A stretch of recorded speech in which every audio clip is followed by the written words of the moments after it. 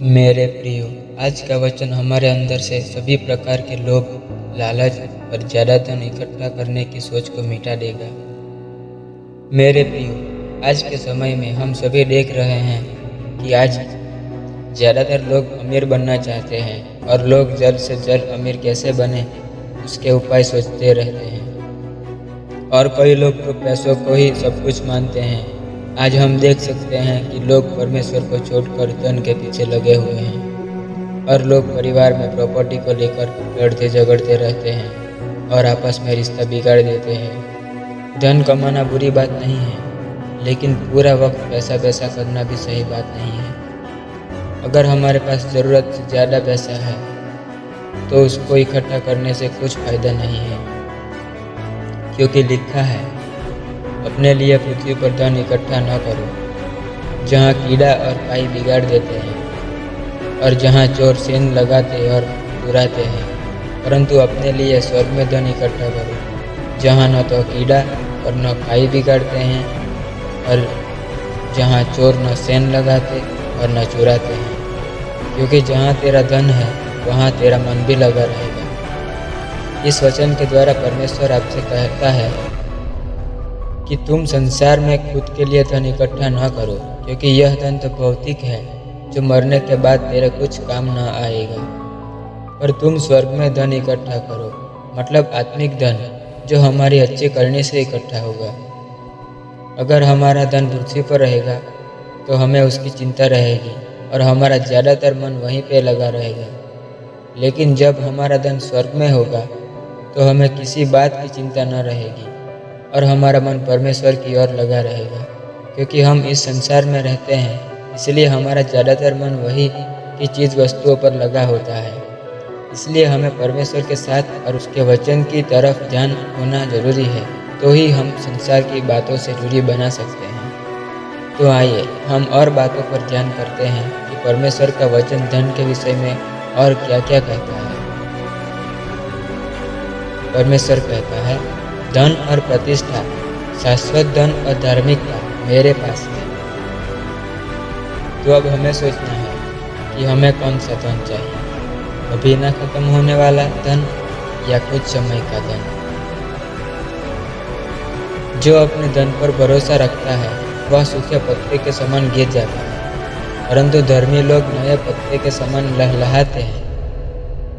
क्योंकि धर्मी लोग परमेश्वर पर ही निर्भर रहते हैं, इसलिए परमेश्वर का आशीर्वाद उन सभी पे बना रहता है और वो कभी नहीं गिरते।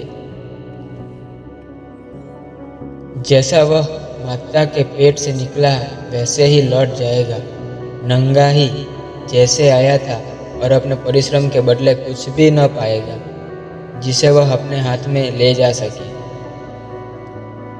जब कोई धनी हो जाए और उसके घर का वैभव बढ़ जाए तब तू भय न खाना, क्योंकि वह मरकर कुछ भी साथ न ले जाएगा, न उसका वैभव उसके साथ कब्र में जाएगा।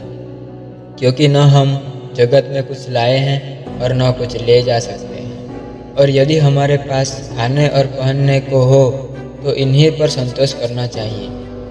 पर जो धनी होना चाहते हैं वे ऐसी परीक्षा और फंदे और बहुत सी व्यर्थ और हानिकारक लालसाओं में फंसते हैं, जो मनुष्यों को बिगाड़ देती है और विनाश के समुद्र में डुबा देती है।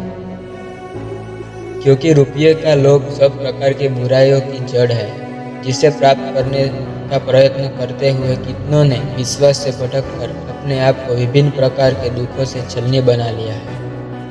पर हे परमेश्वर के जन, तू इन बातों से भाग और धार्मिकता, भक्ति, विश्वास, प्रेम, धीरज और नम्रता का पीछा कर। विश्वास की अच्छी कुश्ती लड़ और उस अनंत जीवन को धर ले जिसके लिए तू बुलाया गया है और बहुत गवाहों के सामने अच्छा अंगीकार किया था। और तुम इस बात की खोज में न रहो कि क्या खाएंगे और क्या पिएंगे, और न संदेह करो, क्योंकि संसार की जातियाँ इन सब वस्तुओं की खोज में रहती है और तुम्हारा पिता जानता है कि तुम्हें इन वस्तुओं की आवश्यकता है।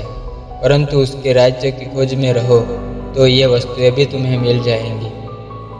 आपको मैं प्रभु यीशु का बताया गया एक अमीर मूर्ख का दृष्टांत बताना चाहूँगा। ये आपकी उलझन को सुलझा देगा।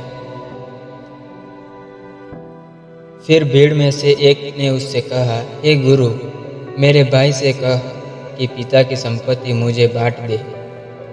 उसने उससे कहा, हे मनुष्य, किसने मुझे तुम्हारा न्यायी या बांटने वाला नियुक्त किया है? और उसने उनसे कहा, सावधान रहो और हर प्रकार के लोभ से अपने आप को बचाए रखो, क्योंकि किसी का जीवन उसकी संपत्ति की बहुतायत से नहीं होता। उसने उनसे एक दृष्टांत कहा, किसी धनवान की भूमि में बड़ी उपज हुई।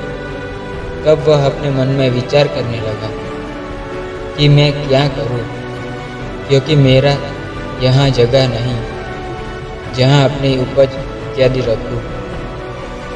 और उसने कहा, मैं यह करूँगा, मैं अपनी बखारियाँ तोड़कर उनसे बड़ी बनाऊंगा और वहाँ अपना सब अन्न और संपत्ति रखूँगा और अपने प्राण से कहूँगा कि प्राण, तेरे पास बहुत वर्षों के लिए बहुत संपत्ति रखी है, चैन कर, खा पी, सुख से रह। परंतु परमेश्वर ने उससे कहा, हे मूर्ख, इसी रात तेरा प्राण तुझसे ले लिया जाएगा। तब जो कुछ तूने इकट्ठा किया है वह किसका होगा? ऐसा ही वह मनुष्य भी है जो अपने लिए धन बटोरता है, परंतु परमेश्वर की दृष्टि में धनी नहीं। तो मेरे प्रियो, अगर आपके पास भी ज़रूरत से ज़्यादा धन है तो उसको हमें परमेश्वर की सेवा में और गरीब, अनाथ और विधवाओं के लिए देना चाहिए, क्योंकि परमेश्वर खुशी से दान देने वाले को प्यार करता है। इस वचन के पढ़े और सुने जाने पर परमेश्वर आपको आशीष दे। हमारे प्रभु यीशु मसीह की कृपा आपकी आत्मा पर बनी रहे। आमीन।